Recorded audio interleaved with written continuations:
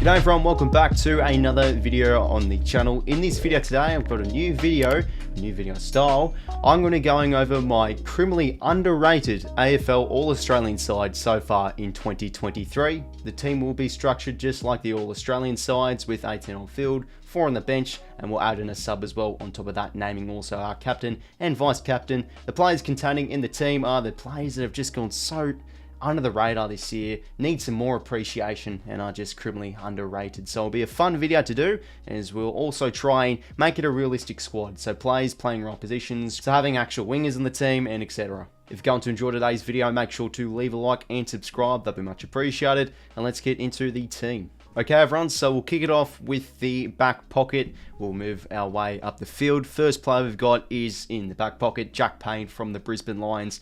Really good year he is having so far, Jack Payne. It was huge responsibilities for him heading into 2023 with Marcus Adams going down, and they'll just need to find that, next key defender to match with Harris Andrews, and him and Harris Andrews are like peas in a pod. They've been brilliant so far this year, and the thing is, right, Harris Andrews is always a player you talk about. He's the All-Australian, he's the superstar, key defender, but Harris Andrews usually goes on the second or third best defender, whilst usually each week Jack Payne is going on the best key back. We saw that a few times, especially against Carlton on 𝗟𝐿𝐴 𝐿𝐿. He's done superb jobs so far this year. He's ranking just in the elite category for intercept marks. He's definitely up there with 3.8 a game. He comes from an athletic background, so he is a physical player that can really take a grab. He's very good one-on-one.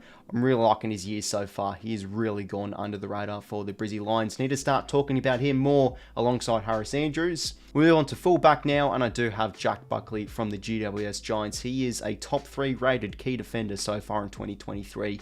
That's how highly rated this player is. He's just done a superb job for the Giants this year. Even when Sam Taylor, before he got injured, he was doing really good. But as soon as Taylor is gone out of the side through injury, he's become more isolated, and he's taken an extra step in responsibility and going on some really good key forwards. He's gone on Buddy, he's gone on Jeremy Cameron, and he's done really good jobs. He's a very good one-on-one player. He's terrifically really good in the air as well, and coming back from injury as well. If there was a comeback player of the year award, he was out for 18 months on the sideline with an ACL. He definitely qualified for it, because he is, he's been very, very good so far for the Giants this year. Great one-on-one defender, really good lockdown defender as well. Moving on now to the next back pocket. I do have another key defender in here, but there's just so many good key defenders to name, so I have named in a few, but these are versatile players. They can play on smalls as well, but I have to put this guy in, Liam Jones from the Western Bulldogs. If there are any Carlton fans watching this video, I feel sorry for you, because you are definitely kicking yourself. What a pickup this guy has been for the Western Bulldogs. Heavily gone under the radar so far in 2023. The big reason why the Bulldogs defense has been quite good so far this year is because of this man. He's only given up directly 5 goals. 5 goals in the reverse Coleman. He's been so good one-on-one. His intercept game is superb. He's been matching them some good key forwards as well. Look at his game against Gold Coast the other night ago. He was just all over it.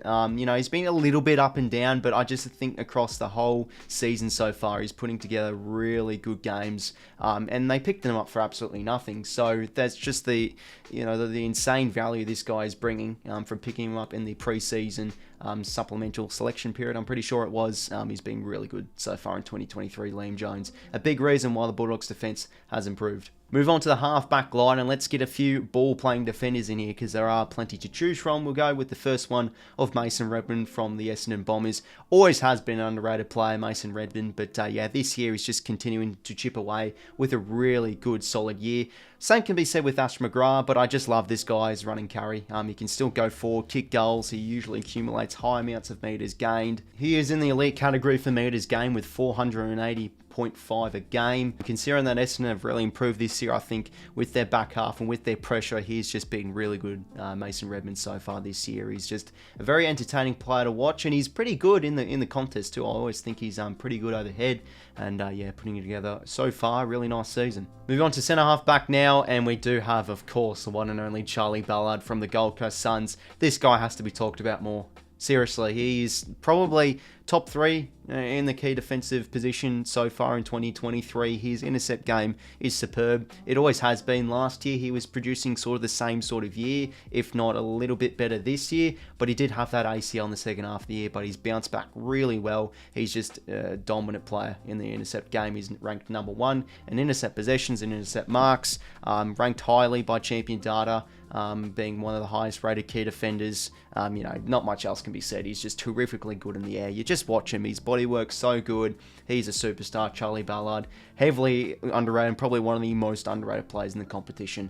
He definitely slots into this team. And for the final halfback flanker, I'm going to be going with Daniel Rioli from the Richmond Tigers. A lot of people do obviously rate this guy, but in terms of like the top halfback flankers in the comp, I think this guy has to be talked about more to be in that sort of category, because his running carry, his work ethic, his disposal, it's just mainly his running carry really. He is just such an energetic player. He fits the Richmond style so well because he's able to accumulate a lot of meters gained, and just his work ethic in general. He's not really a lazy halfback flanker who sits back and just gets cheap marks and cheap possessions. He earns them. He works hard. He sprints 100 meters down the field for a handball receive or an overlapping hand pass, and he can hit the scoreboard as well. He can carry forward, kick some goals. He's really been good so far this year, Daniel Rioli. Moving on to the midfield now, we'll go with my first winger. Now, as I said at the start of the video, I want to actually put in a player who has played on the wing. It doesn't have to be a 100% winger, but player that has spent some minutes on the wing.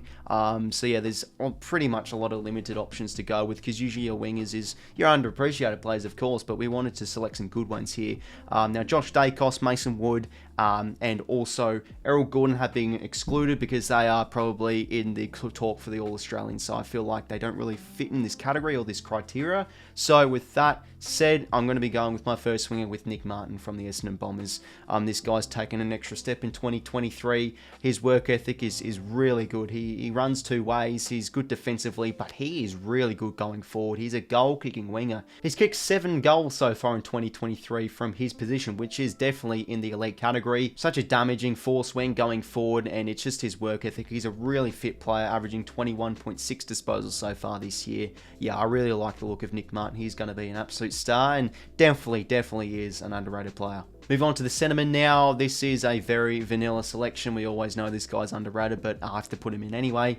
Tom Liberatore from the Western Bulldogs is producing another fantastic season for the Doggies. He's the 5th highest player rating midfielder in the competition. Workhorse he is. He's just so good with the tackles. He just racks up the possessions. His accumulation is very good as well. We just all know Tom Liberatore always gets it done every week, and he is a genuine star. And you know, you've got Bontempelli in there, you've got Bailey Smith, you've got Treloar. Tim English also is that extra 4th midfielder. You always hear about these players, but you never hear much about Liberatore. He's been working together really nicely so far this year, and is in the top category for average tackles a game with 6.8. And for the next winger, we do have Max Holmes from the Geelong Cats. Now, this guy's moved into the midfielder on the ball a little bit more so far this year, but he is still played a little bit of wing, so I guess he qualifies for this video. It's slim pickings, really, but I have to put this guy in, Max Holmes. He is currently injured at the moment, but his games he's played so far this year have been really impressive. You know, he's always been an underappreciated player because he was sort of taken in the draft as a role player. You know, that not really much else was said, but he is one of the fittest players in their side. He's just very good, a very accountable player, and he has some superstar potential in him. He can go forward, he can impact the scoreboard, and he can hit out players. And yeah, as I did say, he is one of the highest rated wingmen in the competition as well by the play rating, so not much else can be said about him really. Also averaging 19.6 disposals as a winger per game. He is only 20 years of age, let's remember as well, so just from what his age suggests and the numbers he is putting up and the impact he's putting on the Cats, it is a little bit, they are struggling a little bit, of course, without Dangerfield, a few of those older players, so the exposure is highly increased on him now, and the responsibilities are up, but still, he's been really good so far this year. Very underrated player. He makes his way onto the team. And on to the followers now with our ruckman. Good options we can choose from, but I'm just going to be going with 𝐼𝐻𝐿𝐷𝐿 𝐷𝐻𝐸. He always has been one of the, you know, best ruckmen of the 21st century, but, you know, given his age, we just probably write him off as a player, but still, he's one of the highest rated ruckmen by Champion Data so far this year. He's the 4th highest rated ruckman, and we always talk about the fantastic rucks we got. Not much is said about 𝐸 𝐿𝐴. He still racks up the hitouts per game. He had, I think, 55 or 56 a few games so far this year. He's been really good in the hitouts, and he's actually been getting involved around the ground as well. He's been getting possessions, he's been getting marks.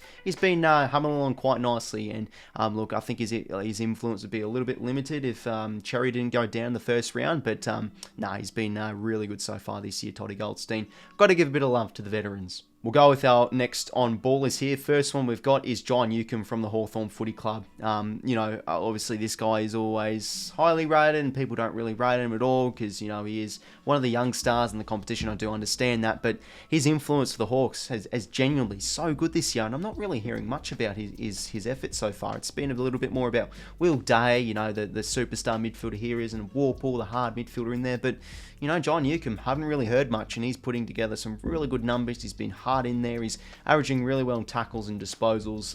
And the thing I've noticed about him more is he's been able to really break free from stoppages. He's always been a bit of an inside player. He's starting now to hit the scoreboard a little bit more. He's starting to break free and play and add a bit more of an outside game backbone to his craft. So yeah, he's been really impressive, 𝐿𝐴 so far this year for the Hawks. And the final follower we've got in the video is Tom Mitchell from the Collingwood Footy Club. When he did come to the Pies, we all thought, you know, he'd just be playing his role, that extractor from the contest. He's doing that so far this year for the Pies, but he's been more than that. He's been a heavily tackler. He's been really good in the outside game, and he's been good by foot too. He's really creating scoring opportunities for the Pies. He's just been the link in the chain as well. We all thought, he'd be too slow for the system. He's been very good. His ball use has been great. And generally, I think he could be a top 3 or top 5 player in Collingwood's best and fairest. He's just been ultra consistent so far this year for the Pies, and not really much is said about him because he's a key part for the Pies this year. And if they are winning the flag, I think you know, he's definitely got to be heavily more respected because he's a huge influence in that Collingwood midfield. We move on now to the half-forward line. First, on the half-forward flank spot, we do have Kyle Langford from the Essendon Footy Club. Now, I've always not really rated this guy too much because he's always been injured and always been inconsistent, and he hasn't really found his groove. He is, of course, a utility player, but he has found his home on the half-forward line. He's booted home 20 goals. He is in the top 10 for goals so far this year. I wouldn't say he's contending for the Coleman, but just him so far this year, he's just averaging good amounts of goals a game. He's always bobbing up with 2 or 3. He's been really good. Obviously, it does help with him, him being a little bit more isolated with, of course, Peter Wright going down, but he's probably been one of their main sources for goals. And as a matter of fact, he is their leading goal scorer so far this year. He's just a really athletic player. He can take good grubs overhead, and he's good at ground level too, and he's kicked some nice goals on the run and in open play too, and usually quite decently accurate with the set shots as well. So yeah, Kyle Langford definitely deserves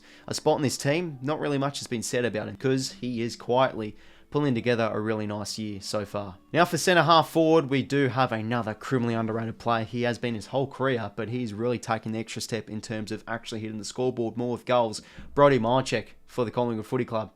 He's been just insane. He's genuinely been a contender for the Coleman this year. He's currently in 8th in terms of the Coleman race. He's booted home 28 goals this year. He's always been so good in the air. He can do it he can do it all. He can take some ripping marks. He can usually quite decent with the set shots as well. And he's just been always out the back for goals. He's putting together a really nice year, 𝐸𝐿𝐴 𝐸𝐿𝐴. Moving on to the other half-forward flanker. This is a bit more of a personal selection, but I'm sure people can agree more. A little bit more of a less popular selection. Ryan Myers from the Geelong Cats. I mean, stats do say, they do tell the truth of this guy is an impactful player. He is coming second in the competition for goal assists, with already 17 goal assists. And the thing I love about Ryan Myers is his kicking action is so unpredictable. Yes, of course it is a little bit odd, but it looks like with his kicking action, he's going to go long for goal, but then he hits out a perfect target inside 50. His kicking inside 50 is so deadly. I swear, every time I see it, he's always hitting up a teammate.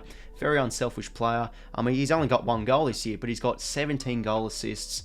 He's just one of the most underrated players in the competition. Love the way he goes at it. Definitely a spot worthy on my list. And now for the full forward line, first forward pocket we do have is, of course, Brent Daniels from the GWS Giants, the ultimate pressure player. He was out last year, all year with injury, and he's come into the side and really made his impact on the team. He plays his role extremely well. He can always bob up for a goal. He's just the ultimate pressure forward, really. I love the way he goes at it. He brings in Med's heat, and he's a really classy finisher as well. He's not, he's not a player that lacks polish. He shows his class.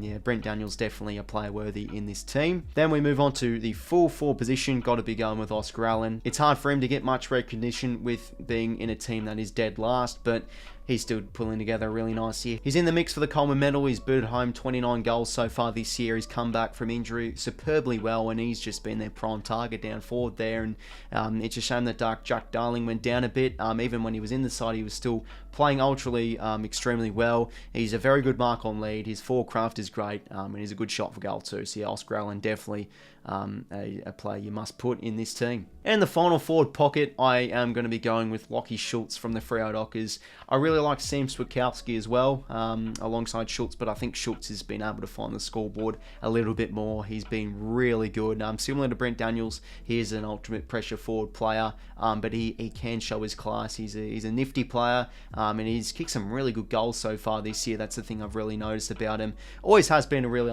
underrated player, 𝐓𝐿𝐴 𝐷𝐿𝐴, and now Freo's forward line is starting to work a bit better. The cohesion is starting to click together. You know, Luke Jackson down there, and of course 𝐓𝐿𝐴 𝐷𝐿𝐴, Michael Walters, and Jai Miss. 𝐷𝐿𝐴 has been definitely up there as a player we need to recognise more, because he's playing his part extremely well for Freo. And we'll move on to the bench now, so just 4 players from any positions, but we don't want to stick with 4 players from the one position. We want to spread it out, because we want to try and simulate this as an actual team.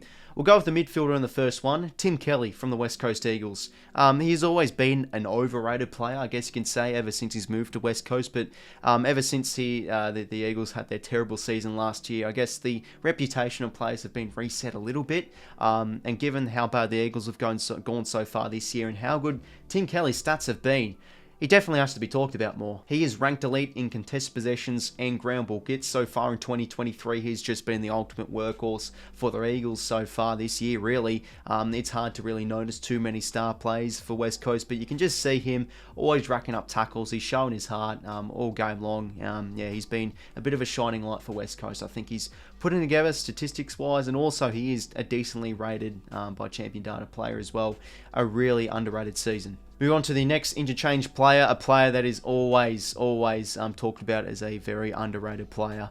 He has to be in here, John Noble from the Pies. Now, he's a player I haven't really rated too much, especially like from last year and the years before that. He's always been a bit of an iffy kick, and his disposals can be pretty erratic, but just him playing his role in the Collingwood system, he fits in there like a glove. His pressure is very good. He brings the second efforts. His 1%ers are superb as well. He's been racking up the football as well, because he certainly is having a career best year. He's averaging 21.7 disposals, 5.2 rebound 50s. He's been a big part in Collingwood's backline. They've just worked together so well. He just fits in there like a glove with their system. He's very good with the forward hand passes too. He's an energetic player. Really underrated player, John Noble. For the third interchange spot, we'll go with a key forward here that can show versatility on playing as a third tall, Jeremy Finlayson from Port Adelaide. As soon as he moved to Port Adelaide last year, he had a really quiet start and was struggling a little bit, but so far this year, with the outs, of course, Port Adelaide have, so the isolation has increased on him with no Charlie Dixon, no Geordie Artis, no Todd Marshall from time to time. He's been awesome. He's really averaging some good amounts of goals a game. He's very good in the air. He's a pretty clean kick, that left boot. He's kicked some really good goals so far this year. He's putting together a really underrated season, Jeremy Finlayson for Port Adelaide. And for the final interchange spot in this video today, I'm going to be going with Caleb Daniel from the Western Bulldogs. He's playing a little bit more across half forward and sort of that mid forward role, opposed to playing as half back so far this year for the Bulldogs. But of course, we have to say he's a very versatile player. But yeah, he's been humming along really nicely. Again, a little bit more of a personal one. He doesn't possess the sexy stats or anything, but he just gets his job done each and every week. He plays bigger than what his size suggests. I swear, this year he's just been he's been so good in terms of pressure. He's been able to wrap up ball carries really well, and he's just been a really key player in the Bulldogs system so far this year. great kick of the footy as well, averaging 23.7 disposals, and I'm sure that the Bulldogs fans and faithful and inside the four walls of the footy club, they really rate this player. I think he's a chance to potentially be maybe a top 5 best and fairest player at the end of the year. He's had a few best on ground performances as well on top of that too. Really underrated player, Caleb Daniel, and has always been. But so far this year in 2023, he's putting together a really nice year. And for the sub to finish things off, we'll just quickly add in a sub here. I'm going to be going with Cade Chandler, so probably a realistic sub because he was sub all the time last year in 2022, but he's made his way into the side for the D's and has been an underrated play so far this year. The last few weeks he's dropped off a little bit, but he's still booted home 15 goals, and his goal assists, he is ranking elite in that department as well. Very unselfish player. He's got a really good kick of the footy for goal, and I swear every shot at goal is straight through the middle.